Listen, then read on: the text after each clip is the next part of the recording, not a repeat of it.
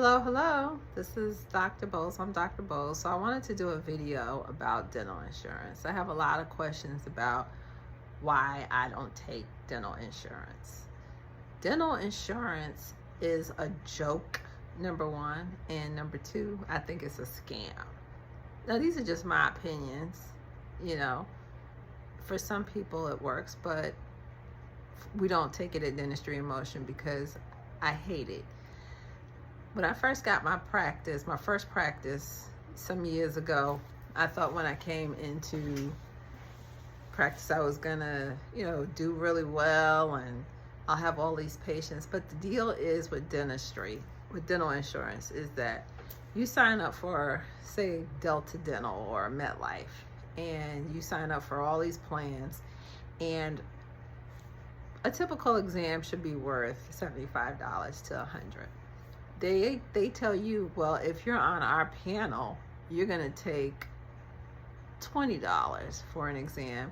And if you take $20 for this exam, we're going to send you all the patients in your area, or as many patients that are in our area can sign up and come to your office. Well, really what they're doing is they're commoditizing you. So you're working harder for less. And for some people who have a startup practice, it could be kind of good to get people in the door, but over time you're overrun by all these people and you're doing all these exams for a fifth or a quarter or 25%, which you would have gotten for it had you not taken this insurance. And over the years, insurance does not pay providers more. They try to pay us less. So imagine going to school, taking out all these student loans, studying countless hours and losing sleep and doing residencies and taking all these board exams that are not cheap. Dental school is not cheap. Taking board exams is not cheap. And that's time that you have sacrificed that you could have been with your family, or you could have been doing something fun that you like, just to make only what the insurance company says you can make. So you have to understand that if I think I'm worth $100 for an exam, the insurance company is telling me I'm worth $10. So, but their deal is they're gonna give me all these patients, which may or may not come through the door. So you got to figure, okay, I have this ball of money and I'm going to throw it across this funnel. Well, you're the consumer. You're the person who purchased the insurance. So the person who, say, works at a company ABC, oh, I got great dental insurance. Well, no, you don't, because what happens is you pay your premiums every month. So say you pay $100 in premiums and a month, and that comes out to about $700 a year. All right, so say if you only came to the dentist once, you're one of those people that say, oh, I have dental insurance, but I hate the dentist. So you don't even end up going. So that's $700 that goes in their pocket because it doesn't carry over to the next year. So you think, well, all right, I'll finally start using my dental insurance. So you come in, say you get a cleaning exam, x-rays, it might be 100% covered. Fillings might be 100% covered, or 80%. Doesn't, and it's 80% of what they call a negotiated fee. So say they decide to pay me for a typical filling $80, which is the negotiated fee. Well, they're going to pay a portion of that, and you still have to come up with a portion of that. So say you don't need filling. Say you want a veneer or you want something cosmetic. Their job is to say, no, you can't have it. It's not needed. It's cosmetic. We don't cover it. And so now you have nothing wrong. You've paid your dental premiums, your $700+ a year, which is not good for more than one or two veneers anyway, but you're paying that every year. And they saying to you, no, you can't access these benefits because these benefits are for dentures or something like that. Now say you wanted, okay, let's go back to the filling. So say the filling is $80, right? So you're still gonna have to come up with a portion of that. So that goes against your balance. All right, so they never pay 100% of anything unless it's a cleaning, exam, x-rays.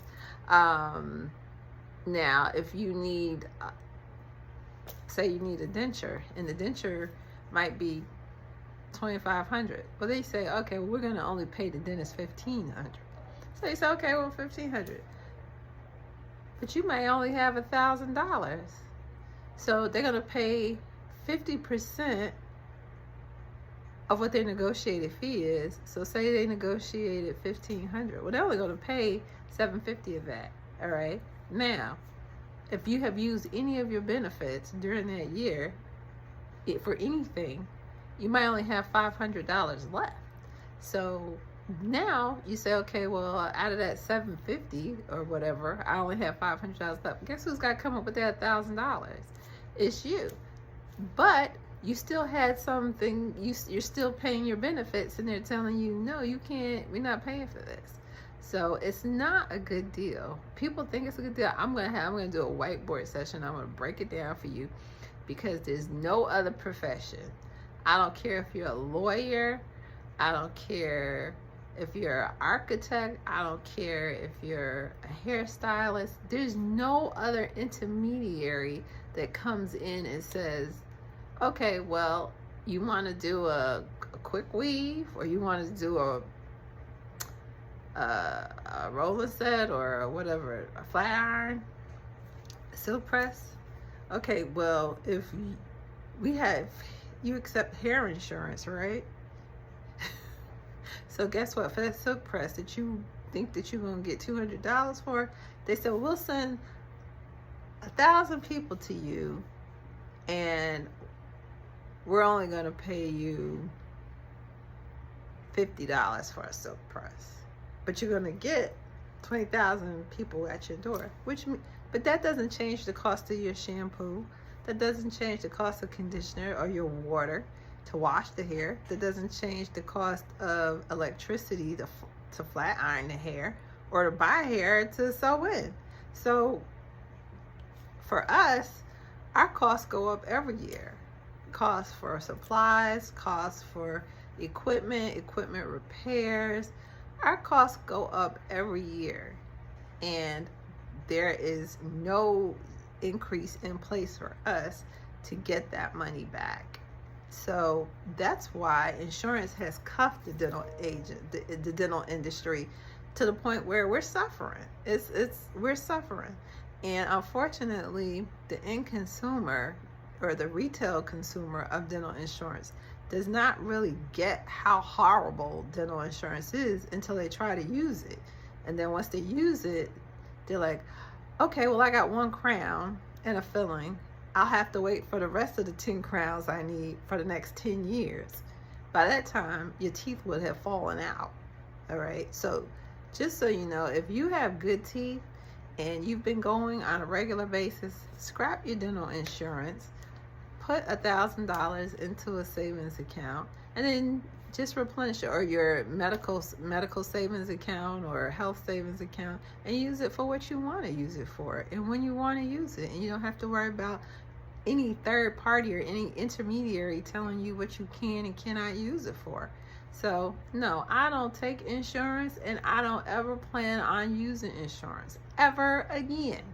All right. And I hope, my wish is for every dentist in this country to say no to dental insurance, because dental insurance does not serve the public, and it does not serve the provider. It's somebody in the middle saying, okay, you give me this, and then I'm gonna give this to him, and then you can go over there. And then, they're just taking your money and deciding what you can and cannot have. And then they're telling us what they are and what they aren't gonna pay. So it's not a good deal. It never has been. Anyway, that's a educational minute from Dr. Bowles. Like, subscribe, and share. Help us grow the channel.